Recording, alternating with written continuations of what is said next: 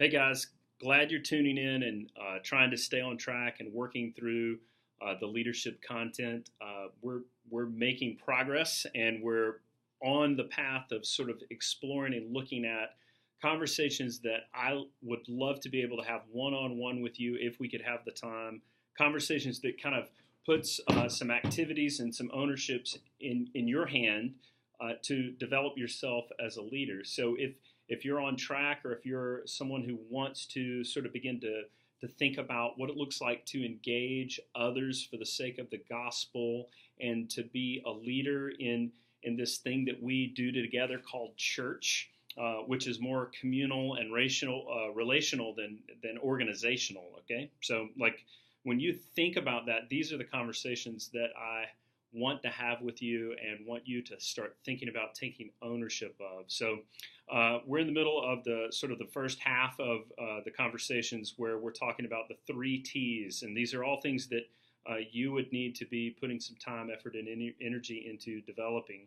The first T that we talked about was developing or pursuing the development of theology, and that's on a previous video, and my hope would be that you've sort of like integrated that into a thought process of if I want to be more effective and grow and develop as a leader, one of the things that I need to do is grow in my theological perspective and understanding of what the Bible says, number one, in general. So just like any kind of theology and doctrinal study is going to be beneficial, but you can actually get nuanced into the area that you want to maybe be more active in. So if you want to lead a missional community or a community group, you want to disciple people, man, there's some great books out there that can help you think about the theological aspects of why we do this biblically and what does it look like biblically.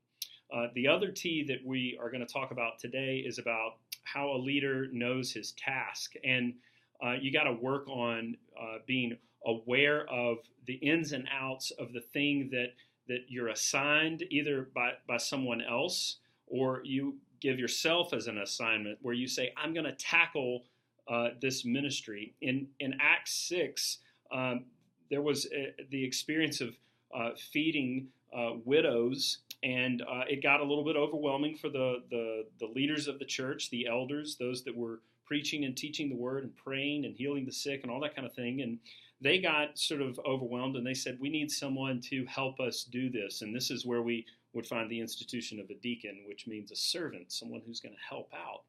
And so these servants got assigned a task, and it was about administering this food, right? And they didn't even do a great job because some of the food was overlooked, and they had to sort of work out how they could work through the ins and outs of the things that needed to be done in their ministry. And so just because like you come into an assigned position, don't make the assumption that because you're given the task like hospitality or connections or prayer or any other kind of ministry that might exist in the church, you need to develop your understanding of that ministry. And in order to sort of think about a pathway to help you know how to do this, addressing all different types of ministries, like, okay, if the idea is I've got to become more task aware. I've got to know what am I being asked to do and how am I going to do that thing? And not only that, how am I going to mobilize other people to do whatever that thing is with me? So if it's youth ministry, great. Kids ministry, that too. Financial, yeah, all of this is going to be encompassed in sort of a resource that I've been leaning on for almost a decade. And I just want to champion it. In fact, I want to kind of talk as I set it up to say, like, there's certain books that you come across if you spend some time trying to make that effort of educating yourself and learning, growing as a leader, where you come across books and it's sort of like you just know until something more superior comes along, that book has successfully addressed the topic and knocked it out of the park. So I'm just going to share a couple with you that I feel pretty good about. And worth sharing. So when it comes to the subject of prayer, man, there's a lot of books out there on prayer. A lot of them, I would sort of read and kind of go like, there were some good things, I guess, but it just isn't really kind of like grasping this subject in a pastoral way that I think is actually beneficial to anybody who would read it, until I found this book by David Powlison. Not by David Powlison, Paul Miller. Powlison wrote the foreword here, but it's called A Praying Life. Man, if you want to figure out prayer, until a better book comes around, this is like the book that I understand to be about prayer. Another one that is kind of a big deal. I had a hard time for a little while, and you might find this to be strangely true too, but can you think of a book that exclusively focuses on the love of God and nothing else? Just how God loves you, and that's all that book is about. It's just trying to reinforce the reality of God's love for you. Yeah, for a while I was stumped, and I couldn't. I was surprised that this wasn't like maybe the larger subject that got tackled.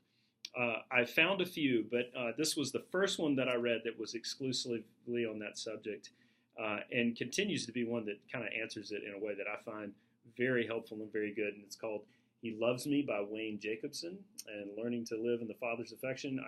I don't know about the manliness of the title or the cover of the book, but I'm telling you, it's addressing this subject really, really well. And until a better one comes along, that's the one I like to promote.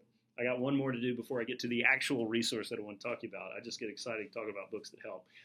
So there's a couple of contenders for this category, but it's the question of like, what does it look like to be involved in pastoral ministry, which could very well be a question you're asking yourself. There's two or three that contend, but this one is a really good one, and one that I would probably lean towards just because of the author, who does a lot of good, theologically sound, helpful stuff. But this is called Dangerous Calling by Paul Tripp. And this book's really good. It's one of those books where if someone says, I think I might want to be a pastor, this is one. There, like I said, there are a couple of other ones that have come on the scene lately that are just as good. Leading with a Limp is a good one. Slipping in my mind, I can see the cover because it crosses a word out. Blanking on that. But man, this is a good one if you're thinking about pastoral ministry. All right, all that to be just sort of like a friendly setup on the idea of resources and encouraging you to read. We've got to tackle this question with the time that we have left on this idea. Okay, if a leader is assigned a task, like in Acts 6, their job, the thing that they need to get done, their ministry, because that's what this really amounts to, is to serve these widows some daily provision of food. All right, well, how are they going to get it done? So you maybe have an assignment of ministry. So that could be, it could carry a title like kids ministry or connections or a missional community leader. Maybe you haven't answered that question yet, and I'd be more than happy to work with you. Like, what is the thing that is my ministry? How do I identify the task that I have, that I take responsibility for to implement? How do I do that? Once you have the answer to that question, once you know the ministry aspect, the sort of the general idea of what you are going to do in ministry, you need a game plan to sort of execute, clarity about what that looks like, and then steps and processes about how to get it done. And this is the go-to resource that I've been using for over a decade, and even to this day, when I read through it, I kind of go like, I don't know anything more holistically comprehensive and helpful than this resource. So here it is right here. It's called The 7 Practices of Effective Ministry. All right. Andy Stanley, I don't know about your Facebook feed, but I get some stuff that says Andy Stanley's a heretic or something. And honestly, I'm not sure. I don't usually click on the links to really dig in and know. But I can tell you in this book, it's very particular that he is trying to help equip leaders. By the way, this is just a cover, because one of the things that I tend to do with books is give them away, and then I lose them, and I have to reorder them. But at least I have the cover.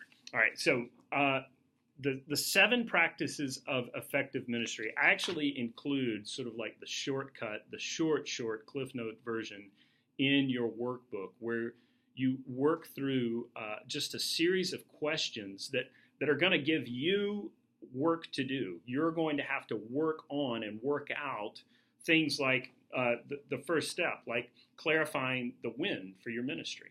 All right. Now, what he's basically saying, and the book does a good job of sort of like fleshing these things out and helping you think through it, is like, how do you know at the end of whatever allotted time you have for your ministry, how do you know that you've done a good job?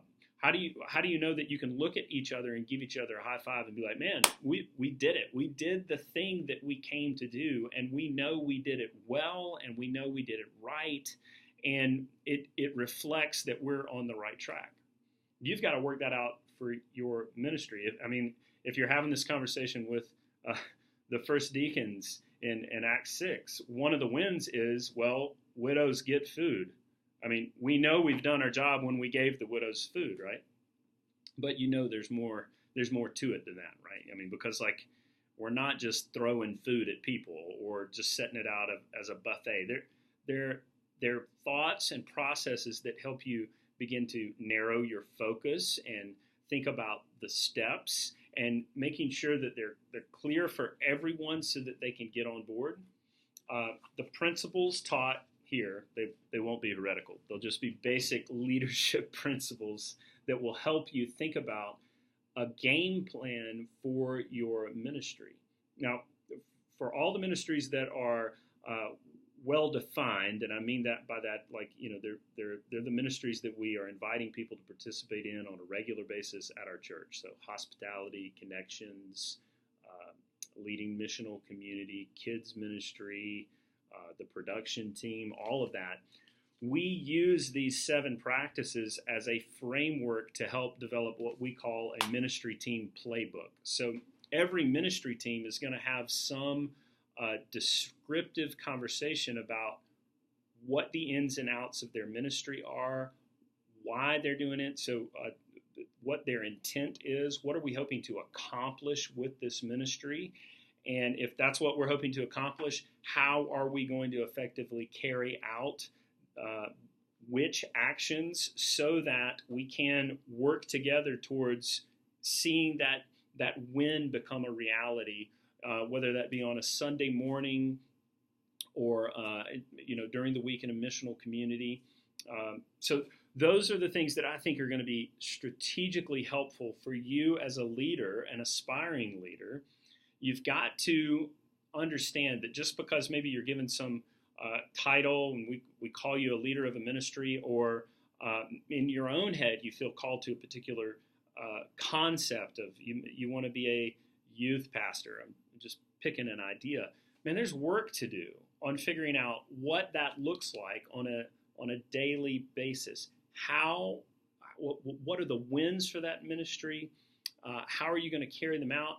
Who's going to help you? What are you going to do on just like while you're in the moment? How do you pull that kind of stuff off? And a leader helps develop that. A leader takes the time to think through those ideas and concepts, to wrestle with them, to tinker with them so that they're as clear as they can be, as relevant as they can be, as sticky. And I mean by that, people can remember and they're on board. Like, I still remember a well-developed win. I remember 2 of them from our connections team from like year 1 when we planted the church. They had 2 wins that were super clear. One of the wins was no one sits alone. And that was sort of like the job of the connections team. Don't let people, especially new people, sit alone. Be there with them. Help them to connect to real people. And another phrase that they used was get their digits, all right? So it was all about contact information, but they used the phrase get their digits because it just stuck in people's head when they thought about it. It's still stuck in my head from 2 years ago when that team came up with those 2 ideas. They were wins. If they knew that visitors didn't sit alone and they got their digits, their contact info, they could high-five each other and say, like, we've done a good job today. And that's what I want to help you be able to do. I want you to have clarity on what it looks like to do a good job in whatever category of ministry or work that you're trying to do. And this book will help you do it. So I would encourage you to get that. Encourage you to spend some time working on it and developing it, and meeting with some people to help work these things out so you can have a clearer picture of the actual what is it that you're going to be doing as a minister. All right? So because ministry, leadership, they're all on par. They're with each other. Let's keep seeking this clarity together. We've got another conversation to talk about when it comes to team And the team conversation, which will come next video, it's going to open up the door to the second half of the rest of our conversations, because we're going to work through all these ideas and concepts involved in building your team and building a good relationship with your team. All right, guys, I love doing this. Hope you're enjoying it. I hope you're working on being a better leader. Thanks.